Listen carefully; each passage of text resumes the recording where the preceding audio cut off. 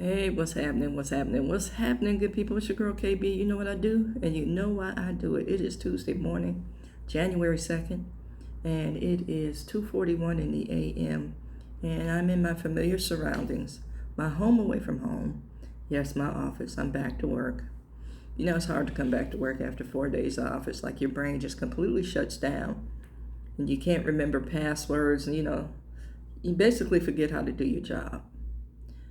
Uh, Fortunately or unfortunately, that did not happen to me. I have been so busy at home that I didn't get to half the projects I had slated, but that's okay. This morning, my normal routine, I got my gospel music on in the car, and I'm driving into work, and then I hear this song by Toby Mac. And if you know the gospel singer Toby Mac, you know that he had a tough year. He lost his son. I think it was his oldest son. And, losing anything will throw you through a loop.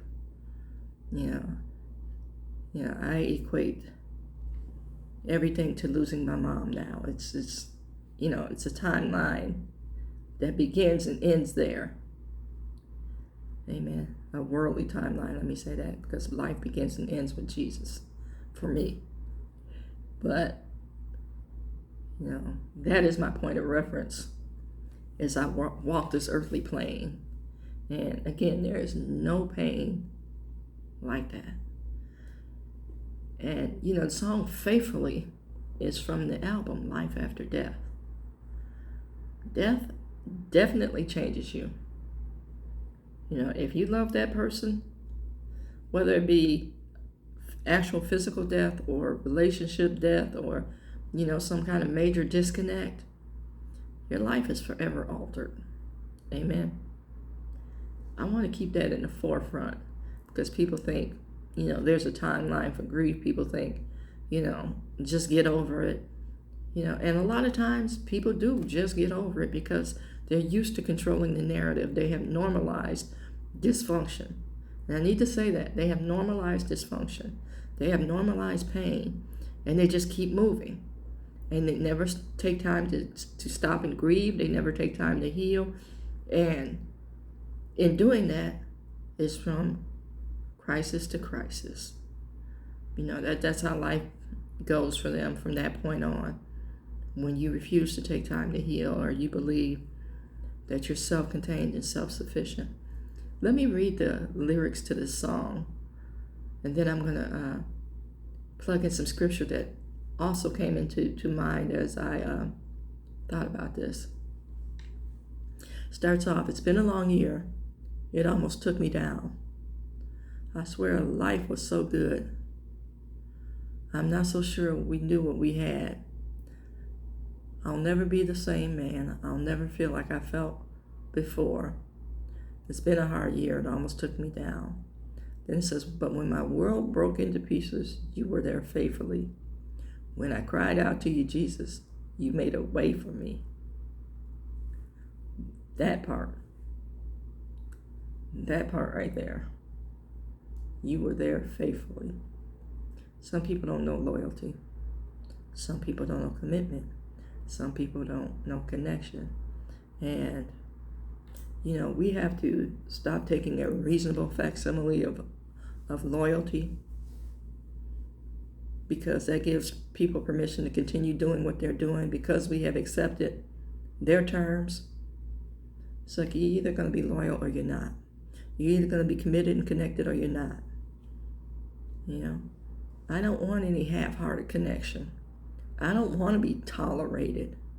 There's either a place for me at the table or there's not. And people will red flag all along the way to tell you your positioning in their life.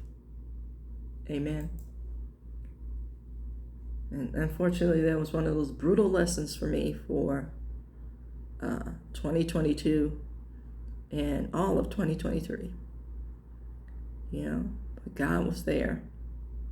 And so was the spirit of discernment and awakening. Amen. So the scripture that came to mind as I was thinking about this introduction is Isaiah 54:17, and we've all recited it at some point in time in our lives during a time of hurt. And that scripture is, no weapon formed against me shall prosper. What exactly does that mean? At the time that the scripture was written, Israel was at odds with a bunch of folks. And the Israelites kept focusing on the seemingly powerful military presence or weaponry. They focused on that. And that's what we do. We focus on the problem. We focus on, what was said, how it was said, how it was done, now who's listening.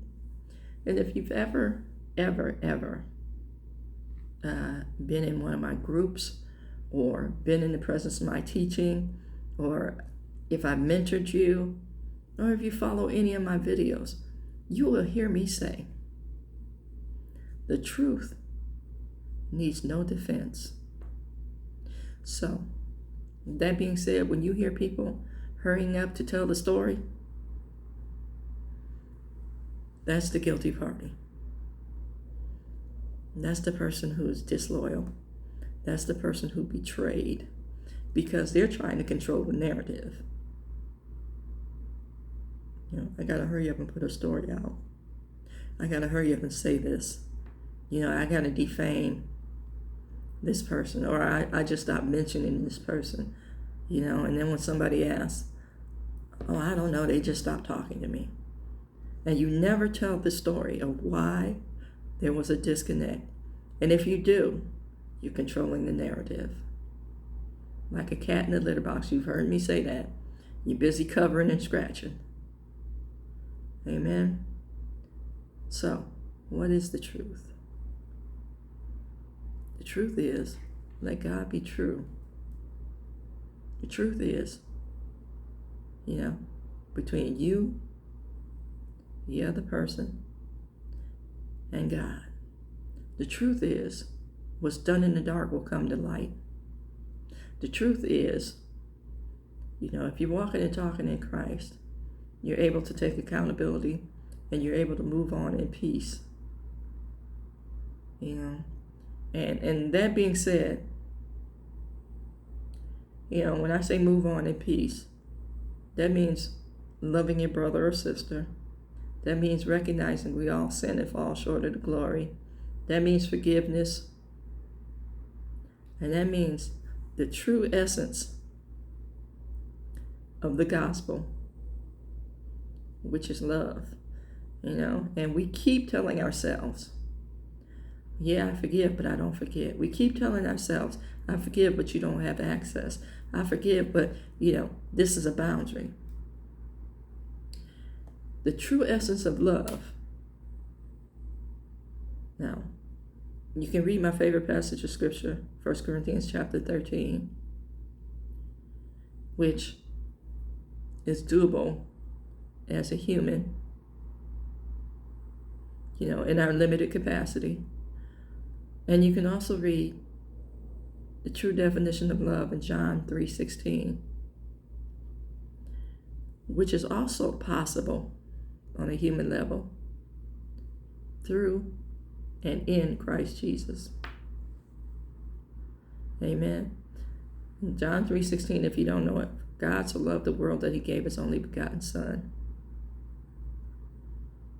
which parallels with the scripture, greater love hath no man than to lay down his life for his brother. And by laying down your life, that means laying down your pride. That means laying down the guilt. That means laying down the shame. That means taking accountability. That means making amends. Amen. No, this was rather long-winded, but this is how I'm going into the new year.